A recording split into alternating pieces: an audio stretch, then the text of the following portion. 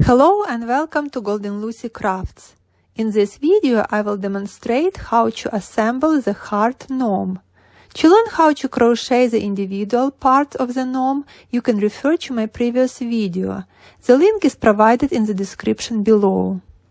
The gnome consists of 4 parts: the cap, beard, body and nose. We will begin by stitching the beard onto the body, followed by attaching the cap onto the beard. Finally, we will sew on the nose. I am using a sewing needle and matching colored threads.